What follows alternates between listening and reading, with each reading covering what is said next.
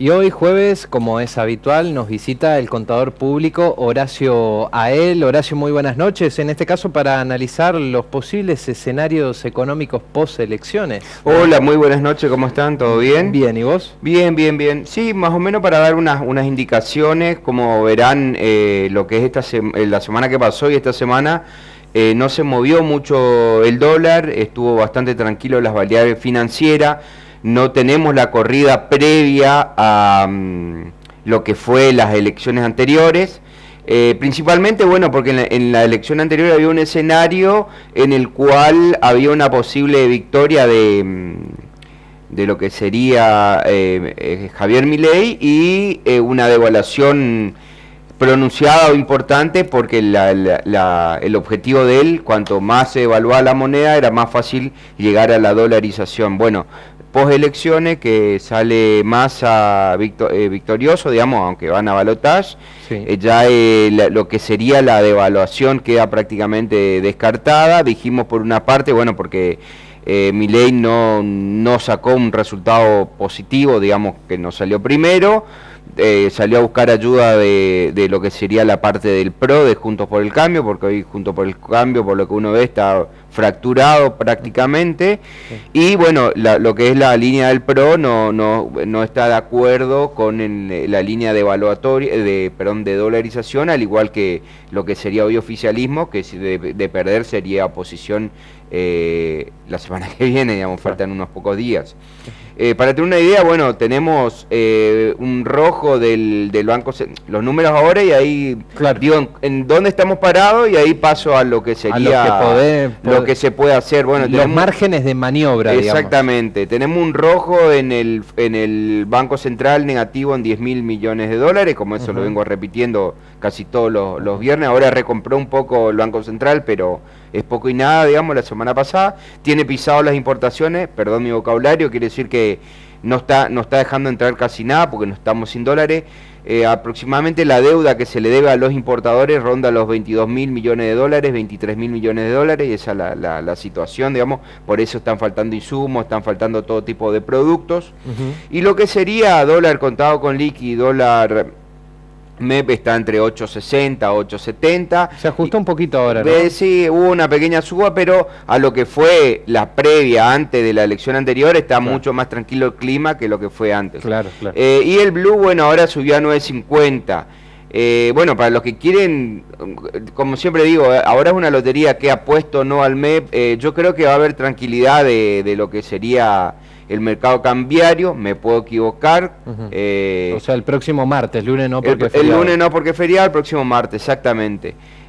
Bueno, eso más o menos es la variable que tenemos. Bueno, Massa sacó un dólar exportador de 500 pesos, que por eso el central pudo sumar reserva, porque los exportadores empezaron a liquidar un poco más de lo que tenían para exportar. O sea, porque eso le da un poco de oxígeno al Banco Central. Exactamente, le da un poco de oxígeno, pues recordemos que el dólar exportación en 3.50, lo que hizo Massa fue darle de las exportaciones el 30% le paga al contado con liqui, y el 70% le paga al dólar oficial.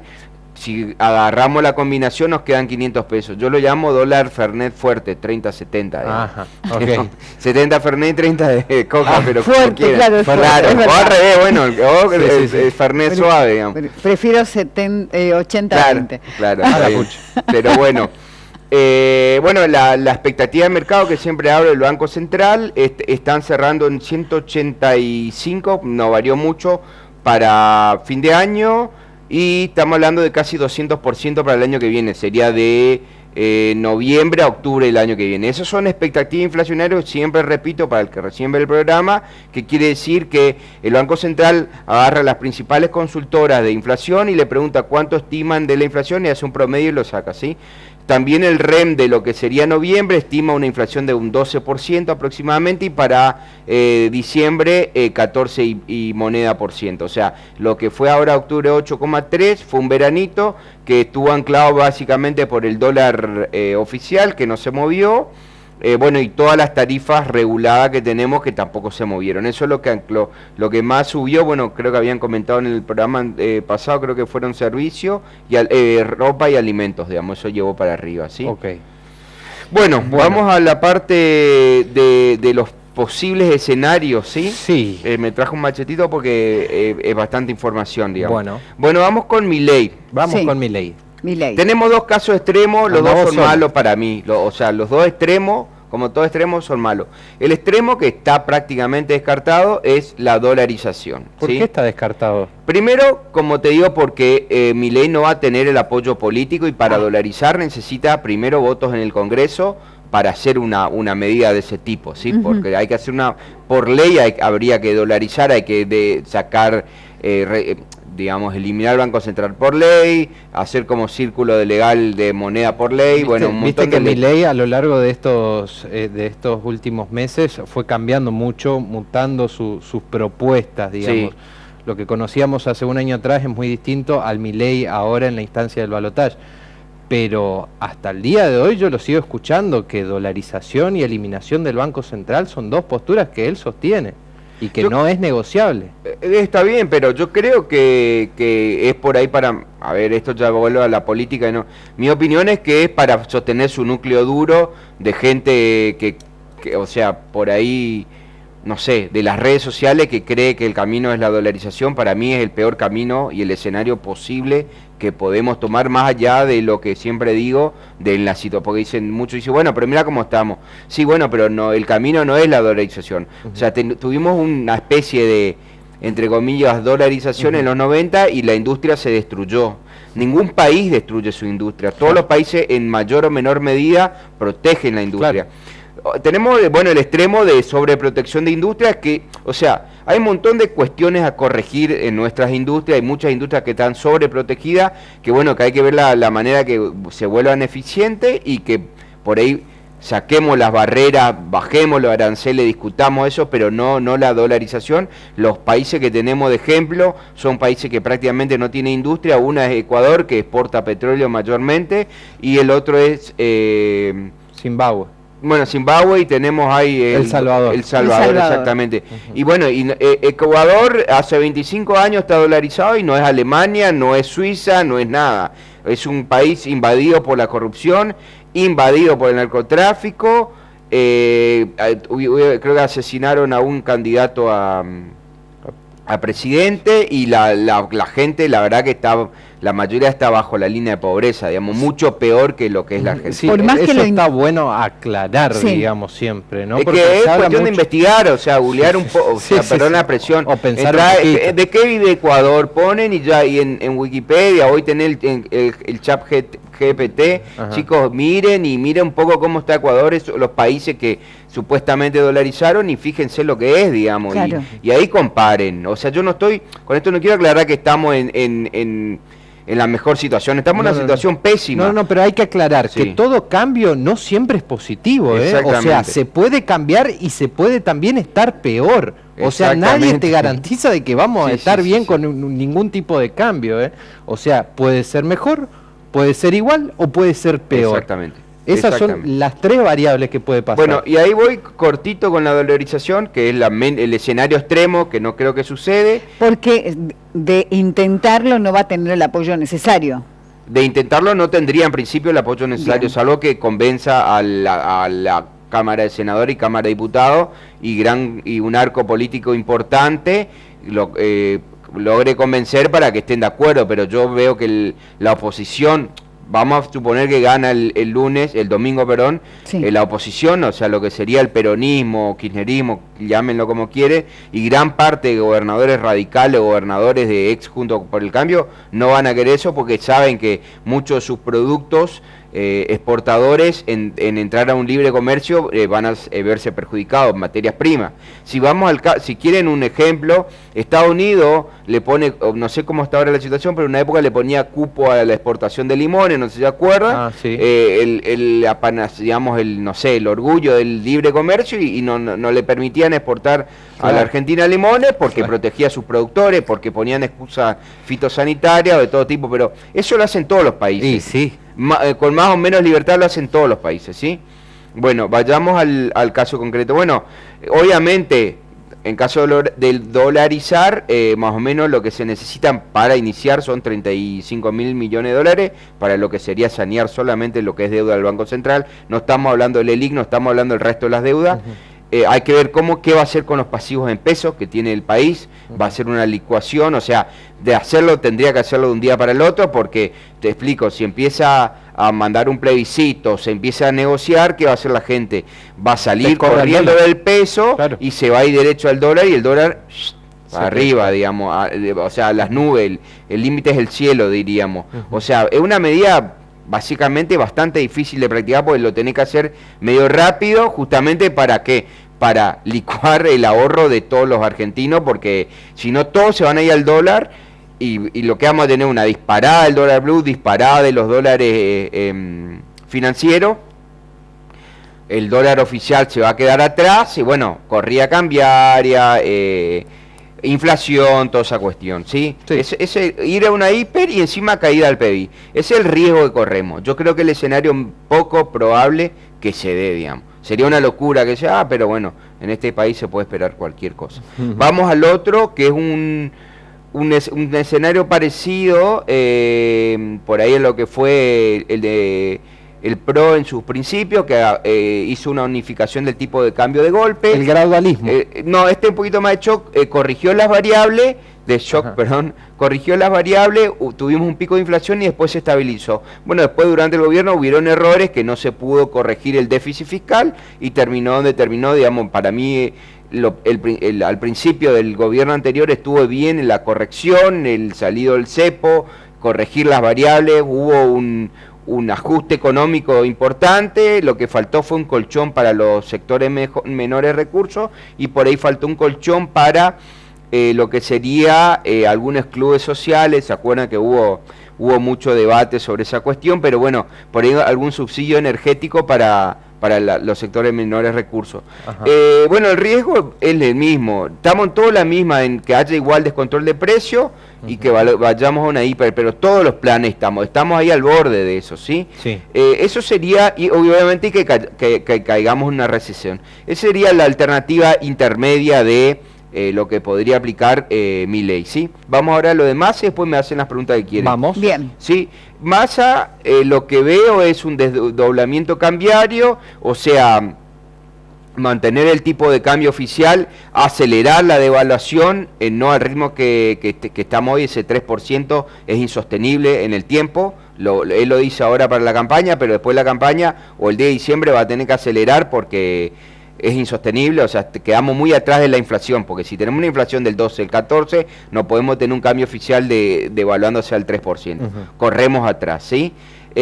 Bueno, lo que va a hacer sería estoy hablando en los libros, después vamos a ver lo que pasa en la práctica. Claro. La idea es dejar correr la devaluación un poco más rápido, de manera de tratar de alcanzar a los dólares financieros, el MEP o el contado con liqui, y en algún momento, dentro de un año, tratar de unificar el tipo de cambio. Y paralelamente lo que va a hacer es, fuera del oficial, es mejorar el cambio exportador y tratar de, con eso, compensar lo que sería el cambio importador, para tratar de que también, digamos, se unifiquen fuera del oficial, que dejen el oficial, digamos, para medicina, insumos médicos, pero para todo lo que sea la exportación en general de bienes comunes, tratar ya de tirarlo a lo que sería un dólar más contado con liqui, más MEP.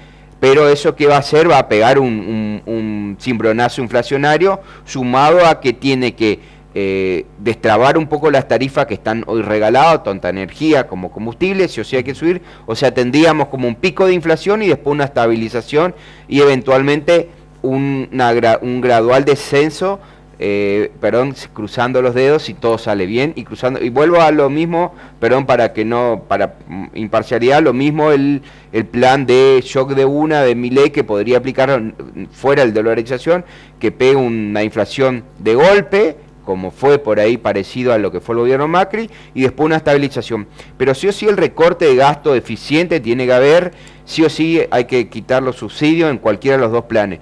Y bueno, y el peor escenario posible, que también sería un desastre para Massa, es continuar como estamos continuando ahora, con a cuentagotas, llevar el tipo de cambio oficial. Eso es lo que nos puede, y esperar un salvavidas en marzo a que entren los dólares del agro, entren los dólares de vaca muerta, de hidrocarburos,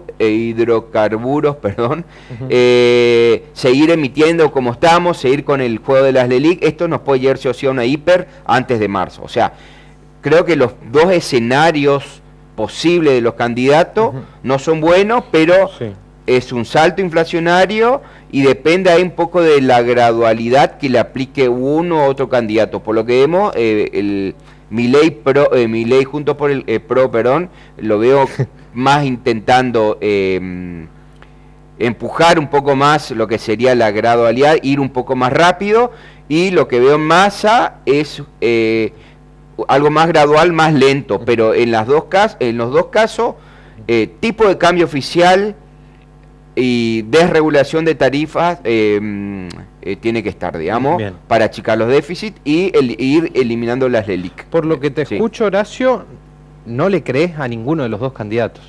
¿No crees que Milei vaya a llevar adelante la dolarización y no crees que Massa pueda seguir sosteniendo, digamos, todo esto que viene sosteniendo hasta el momento, que él asegura de que lo va a sostener? Por ejemplo, no, exactamente, no le creo a ninguno de los dos, creo poco probable, y desde mi instrucción, yo creo que ellos tienen un equipo económico atrás de mucho más gente, que un contador que mira los números de emisiones, pero leyendo un poco, te instruí un poquito y sabés que las dos opciones son totalmente descabelladas. O sea, podemos estar peor con la dolarización o podemos estar peor continuando con este ritmo devaluatorio de Massa. O sea, en el medio me dice, bueno, ¿y qué pasa con las tarifas? ¿Qué pasa con los que no pueden pagar? ¿Qué pasa con el sueldo de los trabajadores? Y bueno, ahí está el plan económico. Ahí es donde tiene que estar el plan económico, de decir, bueno, muchachos, este es el plan, vamos a hacer esto, con el trabajo vamos a hacer esto, y tienen que tener, obviamente, no es que yo les tengo que creer, la población en general, sea de todos los tratos. Exactamente, bueno, y ahí es lo que hace una movida Massa, de que va a decir que el ministro de Economía va a ser con la oposición, va a ser algo más en conjunto, y bueno, y Milei también tendría que tratar, Milei pro, digamos, de buscar consenso en parte del peronismo. De hecho, hoy está cerrando en Córdoba la campaña. Exactamente.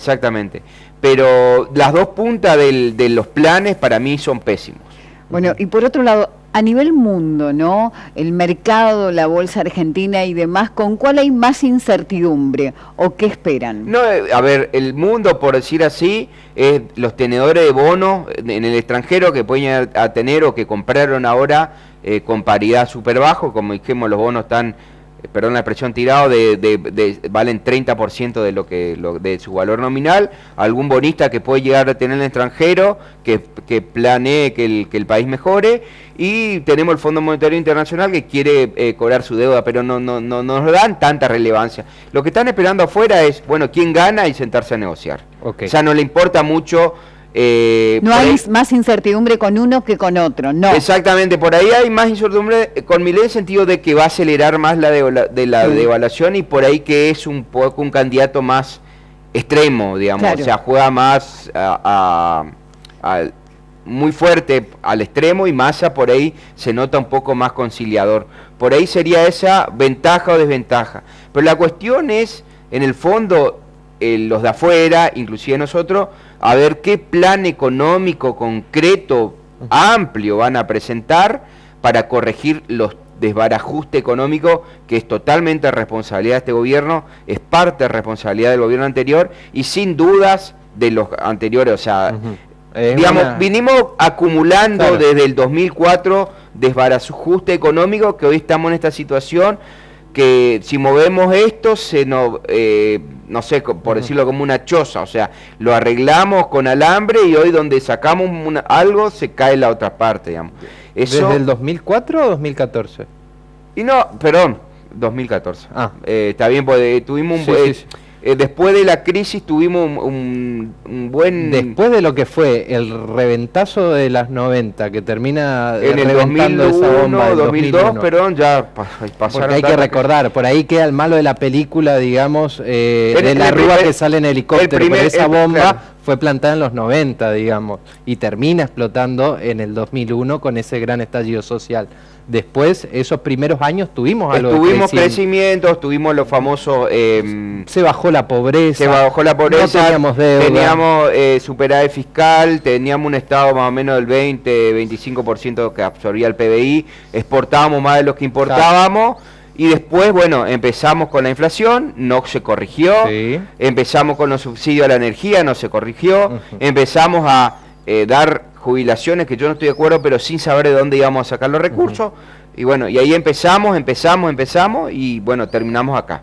Es donde estamos. 2023. Recomendación para la gente que está del otro lado, siempre sabemos que se recomienda, bueno, estoquearse, comprar alguna cosa, sabemos que falta muy poco, o sea, para ir a votar, pero para el 10 de diciembre, ¿qué recomendaciones se puede brindar o alguien que tenga algún pequeño poder de ahorro? Y mira, más que nada es gracioso porque parece que el domingo va a ser Navidad. Viste que toda la gente está saliendo Sí, a comprar. sí. Bueno, parte de mis clientes están cerrando compradores ayer o hoy porque ya no le venden más. O sea, lunes, martes ya cortan la venta y esperan al martes. O sea, ¿qué puedas comprar hoy? Bueno, comprar hoy los rubros elásticos, digamos, que sí se puede, que no pueden cortar la venta, comercio, si te quieres comprar algo de ropa, qué sé yo, pero básicamente ya el tiempo ya está agotado. Hay que esperar al martes a ver qué pasa con las elecciones. Bueno, que el domingo qué va a salir a decir el candidato ganador, sea quien sea. Bueno, un detallecito más de Milei que habló, que hoy está más, hay que ver lo que dice hoy Massa creo que hoy se reunía con los mismos empresarios. Ujú. Sí, que ayer sí, se sí, reunió sí. Milei. Mediodía se reunió. No llegué a verlo, pero sí lo escuché a Milei. Y bueno, habla, por ejemplo, vamos a ver lo que dice Massa. Por ejemplo, dice que lo que es obra pública tiene que desaparecer porque en realidad lo que el Estado paga de obra pública se puede ahorrar con lo que menos, con la reducción de impuestos. Pero en realidad es un dicho que no está respaldado por ningún número económico atrás. Yo no es que esté a favor ni en contra de la obra pública, pero el Estado construye, por ahí lo que habría que hacer es tratar de el vuelto a la obra pública, corregir y Claro, bueno, sobreprecios. y eficientizar por ahí obras públicas innecesarias como estadios monumentales en provincias donde no hay partidos de fútbol, o sea, hago un estadio para un partido, 2 de fútbol y después queda sin mantenimiento. O sea, ese tipo de obra pública sí le doy la derecha a Milei, que es un desastre total, digamos. Pero lo va a hacer el sector privado, como dice No, Milei? no lo veo, ¿Van porque, a a ver, apostar los empresarios en rutas y en caminos? No, que la obra pública siempre las rutas lo hace el Estado, lo financia el Estado al sector privado, el sector privado que desarrolla y bueno, se acuerdan peajes o se acuerdan Claro, algún concesiones, tipo de sí. concesiones, o tenemos rutas que prácticamente ningún sector privado lo va a hacer porque hay poco tránsito, pero por ahí sale la producción, hay muchos caminos rurales que hay que... Igual, a ver, ahí me van a salir, y yo le doy la derecha, que muchos municipios cobran una tasa rural para mantener los caminos y no mantienen los caminos. Sí. O sea, hay un montón de errores que hay que corregir. Igual que los peajes son un curro. O sea, los peajes... A ver, no hay te ponen- o sea, hoy los peajes más que un curro están tirados los precios, son irrelevantes. O sea, hoy no puedes mantener una ruta con un peaje de 200 pesos, por decirte Pero algo. nunca mantuvieron una ruta, Horacio. Yo nunca vi Sí, hacer supuestamente para obra. cortar el pasto. Yo no podría entrar en detalles porque no tengo la información certera de hasta dónde abarca o no los peajes eso, pero son todas cuestiones de que el próximo gobierno tiene que corregir. A lo que yo voy es que no quiero que se detone la obra pública, no quiero que se detone lo que ya está construido. Tenemos que mejorar mucho, o sea, hospitales te dicen, sí, bueno, tenés hospital público, pero tenés 6 meses de espera. Sí, hay que mejorarlo. Obras sociales, no están pudiendo dar las prestaciones las privadas, las sindicales ya no aceptan. Son todas cuestiones que hay que corregir, pero para mí no hay que destruir, digamos. Es mi humilde opinión. Entiendo. Horacio, vamos a una teoría muy repetida en los distintos medios de comunicación. ¿Es verdad de que el Estado, se financia con emisión o con deuda? Correcto. ¿O con impuestos? Con impuestos, o sea... espera, ¿con impuestos o con deuda? No. ¿O con emisión? No, o sea, el Estado se puede financiar con las tres cosas. Hoy al mismo tiempo. Al mismo tiempo. O sea, en una época, vamos justo que pusimos el 2004, el primer gobierno de Néstor, sí. Teníamos superávit fiscal, sí. Por lo cual no necesitábamos ni emisión ni deuda. ¿Sí? Teníamos superávit de exportaciones. Solo se cobraban impuestos, digamos. Solo se cobraban impuestos. Después se despilfarró, mal o bien, pero se despilfarró lo que teníamos, y hoy llegamos a un momento dado que el Estado se dejó de financiar con impuestos y necesitó deuda. Ahí fue donde se tomó deuda externa, deuda en dólares, en el anterior gobierno. Después nos cerraron la puerta de los dólares y empezamos con la maquinita de emisión. Y hoy el gobierno se financia porque tiene más gastos que ingresos de impuestos con emisión monetaria. Porque el camino del endeudamiento externo está cerrado. Y ahí quiero hacer una aclaración, no está mal endeudarse afuera. El problema es la tasa y el problema es para qué. La típica, vamos No, ¿y con quién también, Horacio? Porque... No, te explico. Si tenemos una tasa del 4% para desarrollar una infraestructura de la hidrovía que nos va a abaratar costos de exportación a un 4 o 5%, y que no se van a currar esa plata y que van a hacer mejorar la hidrovía, yo te digo, sí, es perfecto, porque vamos a sacar productos de emisiones de la Pampa y vamos a sacar más barato por la hidrovía, o volvemos a construir la estructura de trenes de carga que te sale más barato que llevar la carga por camiones, y yo te digo sí. Ahora, ¿vamos a endeudarnos para pagar salarios del Estado? No. Claro. ¿Me explico? Es como... O peor, para no hacer nada. O para no hacer nada, claro. Tal cual. O es como, lo mismo vos, te vas a endeudar, vas a agarrar una deuda para decir, bueno, voy a comprar una casa y voy a dejar de pagar alquiler, y sí, pero voy a endeudarme para salir de joda y después no voy a tener recursos para pagar esa deuda, y no, dicen, no es lo mismo una familia que un Estado, no es totalmente lo mismo, pero al mejorar la hidrovía, por decirte un ejemplo, tenemos más exportaciones, podemos cobrar más impuestos, lo cual los impuestos nos posibilitan pagar esa deuda, ¿sí? Bien. Bueno, Horacio, que Muy sea bien. lo mejor para el país. Gane quien gane, yo estoy en la misma, espero que gane quien gane, tome las decisiones correctas, espero y cruzo los dedos que, bueno, el arco político se junte en la medida de las posibilidades, presente un plan creíble. Vamos a tener un poco más de inflación, pero bueno, superemos ese paso, porque sí o sí vamos a tener inflación, porque hay que corregir las variables, hay que achicar el déficit fiscal, y bueno, empezar a crecer, y esperemos que en algún momento lleguemos nuevamente a ese 2004, ciertas épocas de la nación donde teníamos superávit fiscal y teníamos superávit de exportación, y nadie estaba pensando en el dólar y confiábamos en el peso, como Paraguay confía en su guaraní, como Brasil confía en el real, y no tiene ni idea de cuánto cotiza el dólar. Qué buen cierre. Así Gracias, es. Horacio. Igual seguramente vamos a tener mucho tiempo todavía para seguir analizando. El próximo jueves, seguro. Exactamente. Pero con noticias buenas, no sé. Sí, Bueno, por ya favor. estamos sobre el fin de semana, así que buen fin de semana. Por favor, igual para... Igualmente. Gracias, Horacio.